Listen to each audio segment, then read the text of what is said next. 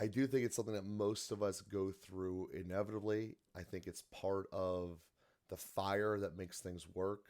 It's certainly a big part of the reason why it's hard to create your own business, and a lot of people end up backing out of it. But to truly handle the stress, I think that you need to know your business. You need to know what you're trying to get to and have that light burning bright in your mind that this is what it's going to be like at the end. Welcome to Reinventing Perspectives. Today we have an amazing guest. If you listened in last week, you've heard of him before. So we have Joe Rockey again. Thank you for making the time for this follow up because we had so much to talk about and hopefully we'll get it all in today. Thanks, Joe, for making time to speak to us. Well, thank you for having me Um, back. Like I said, last week was fun, so let's do it again. Tell me a little bit about yourself as a founder. How did you create this business? Well, I partially was out of necessity, and partially was out of the process I went through to figuring out that I wanted to have my own business.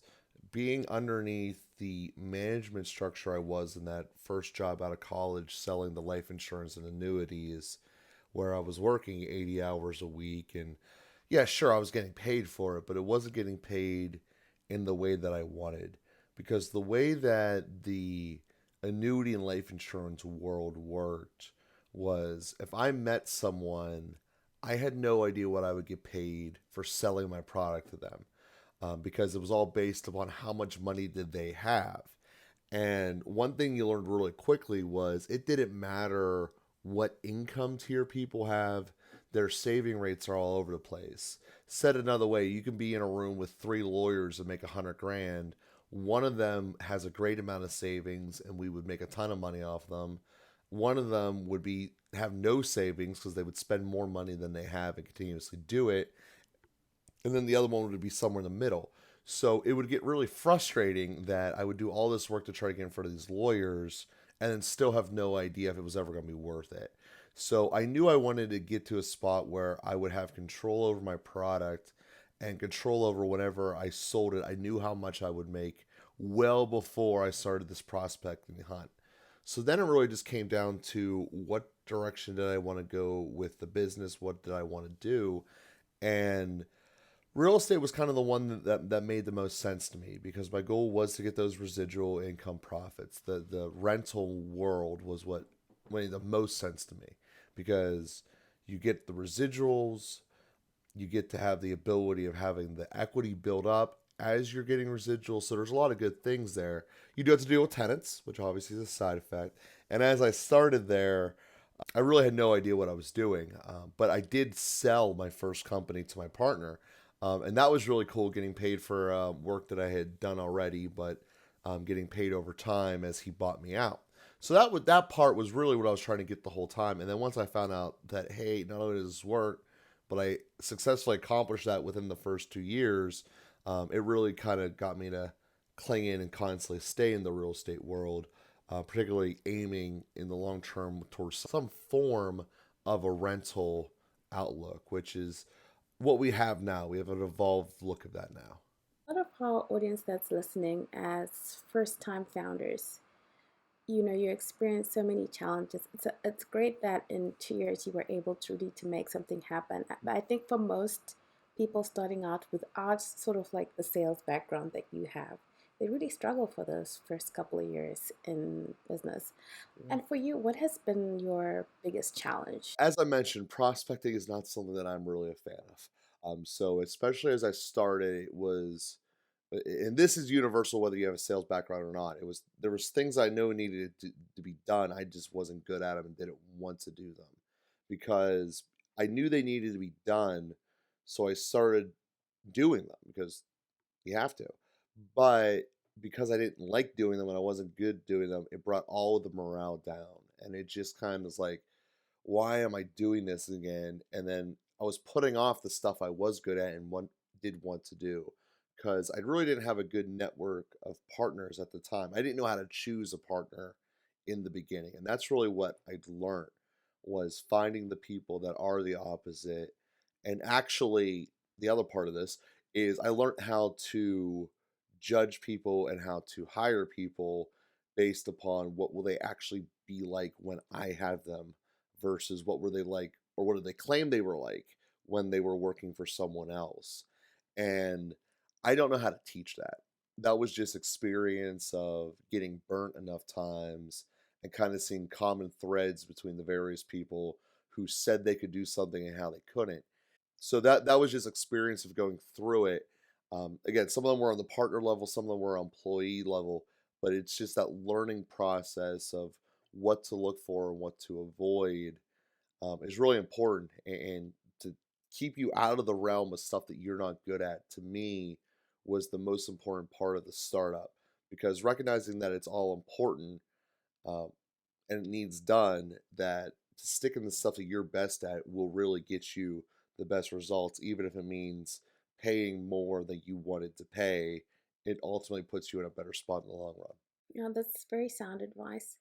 Now, Joe, can you tell me for yourself, um, as you were going through this process, how did you get your mindset right in terms of like just the pressure sometimes? Pressure because now, you know, you have financial obligations. If you have employees, you have the pressure to make sure that on a monthly that everybody's taken care of, and you have all these moving parts going on that you've never had going on before.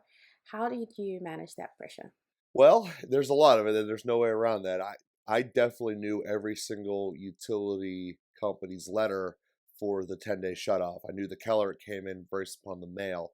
So if a normal white envelope came, it was cool. We didn't have to worry about that one. And we were bouncing around things all over the place, just trying to keep the cash flow afloat, especially early on, because while a flip does give a nice big check one day, it can take 9 months, a little bit longer to get that check sometimes. And snags can easily happen along that route that make things longer. So even if it's only selling like 3 weeks, that 3 weeks can seem like eternity, and you can make bad choices such as giving away 5,000 of your profit margin just to get it 1 week sooner, so it's only 2 weeks late instead of three. So those were things that we certainly dealt with in the beginning, and there is no real way to avoid that aside from have more capital stored up. And in my case, I had a ton of capital stored up, but it didn't really set in until it went away, fully all in on the business. And, obviously I was able to see it coming that it was dwindling and all that. But I do think it's something that most of us go through inevitably. I think it's part of the fire that makes things work. It's certainly a big part of the reason why it's hard to create your own business, and a lot of people end up backing out of it. But to truly handle the stress, I think that you need to know your business. You need to know what you're trying to get to and have that light burning bright in your mind that this is what it's going to be like at the end. And for me, I had to have it be was what was the business going to be doing for my partners, for the clients, particularly because when I only thought about what it was going to do for me, it kind of didn't really work. But when I thought of it as its own independent entity, like it will be able to survive and not have to think and it won't have to worry. Now, in reality, I'm the one who's doing all those human emotions, but the business is the one that was having it. So, in my head was once it gets to this mature status, or even kind of mature status. I had no idea what mature status was at that time. In reality, looking at it, it was like a baby who just learned how to walk. It was very far from mature, but at least it wasn't, floundering. A decade later, we kind of learned what mature actually looks like. But nonetheless, the point was the people who fail the fastest are the ones that are focusing upon what are they going to get out of it rather than what is the entity going to produce for others around them. It's a drastic mindset switch, and to me, it's the important one that really makes things either successful or failure. There's so much in what you said there, and I think a lot of the people listening will really, one, know that it's not only happening to them, know that it's a normal part of the process, know that okay, other people have done it, you'll be fine if you do certain things. So when you're starting out, like you said, you're all over the place and you're just trying to figure things out. Well, I'll just tell you how I went through it because I know that I made things harder, but I also think this is something everyone does. When I first started, I essentially had two products in mind. I had the flips and I had the rentals. I was doing the flips to basically get the money to buy the rentals because that was the way that the economy needed to be at the time, and it's going back to the direction in the future.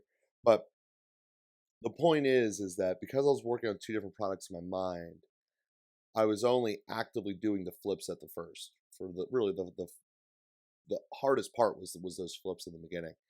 And when I went into the rental world, I had not thought about it in so long, aside from the fact that I just want rentals. I want to have this long term um, process. I want to have this long term revenue. I didn't really think all of the finer details through, such as where do I want the rentals to be, what kind of tenants do I want them to be, and stuff of that nature. So when I finally had enough money to go out and buy that first wave of rentals, the thought process wasn't about anything except for what were the rentals going to do for me. Kind of what I just said, that that was the only thought. But because I hadn't figured out where I want them, the kind of profile of a tenant I want, I just bought the first three I could basically afford. And they were way too far away from where I personally live, which for a flip didn't matter at all. You drive to where you can make the most money with a flip. But also with a flip, it's on a schedule. When I know I'm going to be there, I can plan around it. Not so much so with a rental, especially whenever you're showing tenants the property. You're more so married to a relationship you're going to start rather than just creating a good vessel of the house and getting rid of it. And that's a different product of in and of itself. That was my mistake is I had two products envisioned, and once I got to do the one which I thought was going to be essentially the funner one and the more better long term for me one, I didn't put the time into figuring out how to make it work. I just jumped in way too fast. Again, eventually we figured it out, but it was a lot of figuring things out by doing it the wrong way. And having known now what then, definitely two of the houses I never would have bought. And of all three of them, I definitely would have changed all three tenants. So it's just something you learn from and then you learn through. And then eventually you see what your idea and your mindset was, and you can tweak it to take it to maybe the evolved status of this. Like think about the first guy who invented pizza didn't have pepperoni on it. He eventually evolved to think about putting that on there. So this is the same kind of concept of how to get there. You learn by doing, and the more you do, the more clear what needs to be done becomes. Because you can't possibly conceptualize it all in your head without actually, being in the process and learning from it. Yeah, as well as what you shouldn't do, comes clear in your head. That part becomes clear too. But sorry, I didn't mean to cut you off there. No, that's important too. What you shouldn't do is so important. But you've said so many things. I mean, you talked about sort of the importance of cash flow. You talked about sort of focusing on the thing that would give you the highest return in the beginning so that you could do other things and planning for, okay, what after that high return activity, which is really important. Now, what did you say have been sort of your biggest lessons so far? The thing that has been ultimately the best result has been always focusing on the long-term projects when you can. And whether that be establishing someone who's eventually going to take over for me. So I don't really get paid for that. But if I don't do it, I never get to walk out of my business and have someone take it over. So that is the long term projects that we all kind of have in our heads, but sometimes they never get to them. So, there's always some fire going on. And what I have found is the more time that you focus on the long term projects, the better off it becomes. But that being said, it's kind of like walking from the beach to the ocean. When you first think of getting all the way out into the ocean as the long term, when you're first on the beach, yes, it's very hot because the sand's on fire, but it's stable. Like you can get in a zone where you're okay with it, but you're gonna burn. As you first go, if you're trying to go into the beach, the first thing you hit is the breakers, which are giving you all this resistance, saying you don't want to get to the other side. You don't want to get there. The water is literally pushing you back with each wave. But if you fight through it and get to the other side, A, your feet are no longer on fire because you're in the water, but it becomes calm. And all of that craziness of the breakers goes away. And that was a really big problem that I was in trying to figure things out. Because I know many people go through this process of, is this worth it? Is going through all this worth it? I'm constantly running around, I'm constantly getting pounded. What is the value of this? But it becomes so after you get through the demanding part and you can see what you went through, it makes you amazed sometimes how you got through it. But the know that once you're on the other side and you've gone to these long-term projects, how it kind of just makes life easier. In that beginning part when I was bouncing around and Duquesne Light and People's Gas were constantly on me, I was simultaneously doing that to keep the cash flow of the company afloat, but I also knew that if I got past a certain point with them, as far as putting them off to pay them, that it was going to hit the credit, and then I'd never be able to get a loan. So that would be like the part where I was dealing with all the fires, but I knew that if I was going to get to that long term point, I had to make sure I'd eventually be able to be loan worthy, and that I had to make sure that we kept these things in order. Because it would have been really easy just to say, it's a vacant house, it's getting shown right now. No one's going to turn the stove on anyway. We can just tell them we disconnected it and we just won't pay the gas bill for 6 months until this thing gets sold. That would have been really easy. And there's a lot of guys that do it. But at the end of the day, I never would have been able to have a rental company because anyone who looked back at my credit will say, well, you haven't paid your gas bill for like a year across these various projects. And that's not something that would have worked in the long term. So cutting corners is obviously very enticing. It's there. I mean, it's a real enticement, but to not do it and to stay true to it is very important because you never know when you're going to need the loan, regardless of what business you are. Whether it be something comes up and you're not getting the sales you wanted, or you want to figure out a way to enhance a project, you're always going to need to have the capability of being loan worthy. It's essential. Thank you so much for that. I mean, these are sort of the discussions that people never really hear. A lot of times there's a lot of hype around entrepreneurship, and it's only when you get into those things, and that's why people feel like this must only be happening to me. I must not be smart enough to do this, or I must not be this and that to do this. But this is the reality of entrepreneurship. So thank you so much, Joe, for really sharing that with us. Oh yeah, because people get caught in these cycles because they think it's all going to be rainbows. But the reality is that it doesn't mean that you're a bad person or even the idea is bad. It's just this is reality. No one ever talks about that when they're trying to sell their seminars. But this is what real life is. It's going to have a lot of times that are not awesome. What would you say to your younger self, being where you are now and talking to Joe starting out in this business thing as a message to our founders? I'll make that our last question. Yeah. So as far as things I wish I would have known then that I know now. A, that it will work. I mean, I think that is the the number one thing because going off of what we were just saying, there is the self-doubt does creep in, and while at the same time I don't think that I could have really taught myself any of the necessary big picture things because I had to learn them. I think it mostly would be about which people to trust and kind of why, and which ones also inherently to avoid and why. Because those life skills of how to interview someone, essentially how to judge someone, how to choose what role to put the individuals in, that is something that I wish I would have known earlier, but had I known what the answers were on the test, I would have been able to figure it out. Because the way that I figured it out was doing essentially autopsies on the relationships. Which ones were good, which ones were bad, and why. And in that process, also recognizing that the only person who's going to be constant in all of the follow up relationships is me.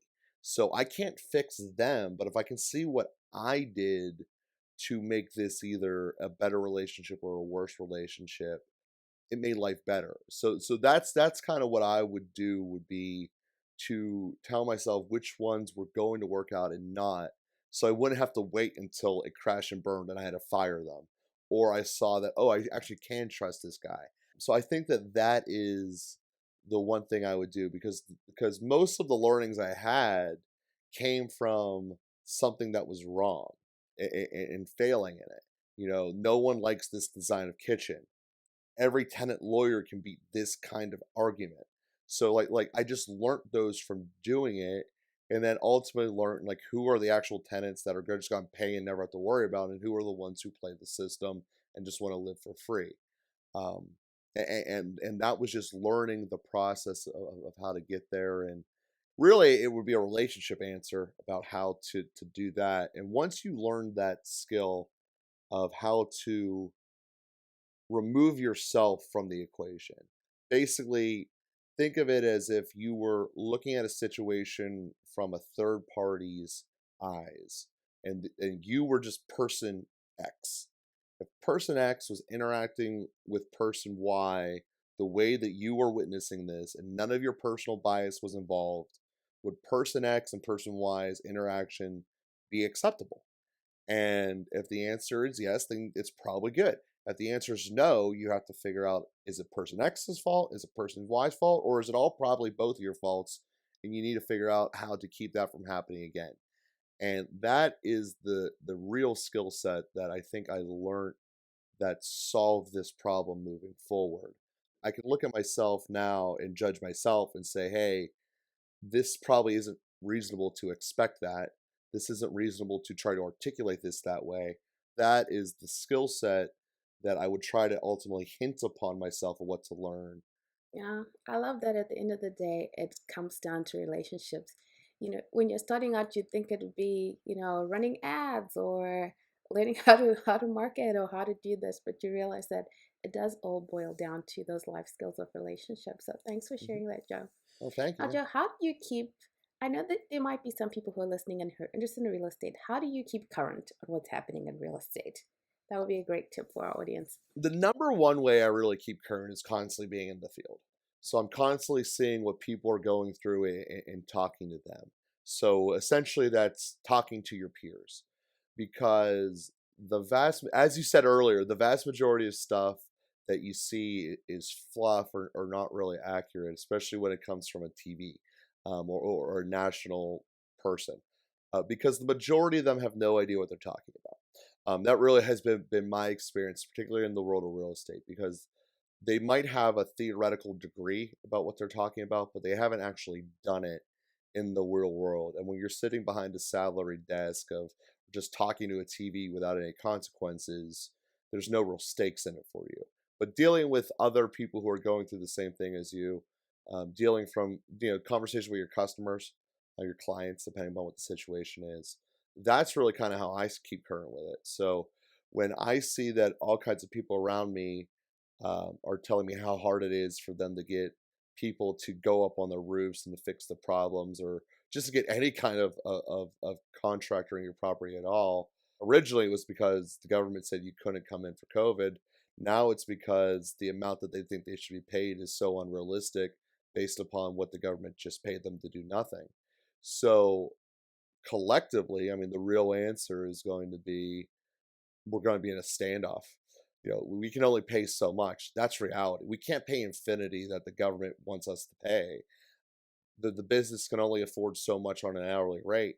So basically, there's going to be a standoff, and either we're going to be able to wait out and see when the contractors will be able to accept the actual market rate, or there's too few of us to matter, and some guy will hire anything he wants for his own personal house.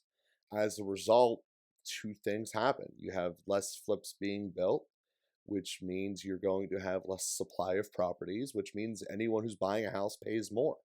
And so how do I stay current? I talk to guys and do it, and that's the reality we're living in right now. Because they chose to pay people not to work in the scale that they did, now everyone who's buying a house is paying more.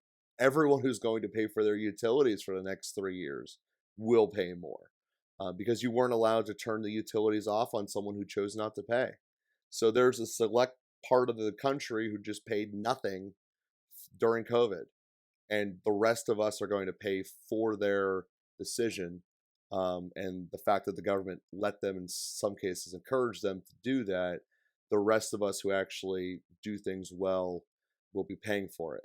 So those are kinds of realities that sink upon you, and you really realize as you go through it. But like I said, the answer is you just stay involved. I do so in physical contact with people.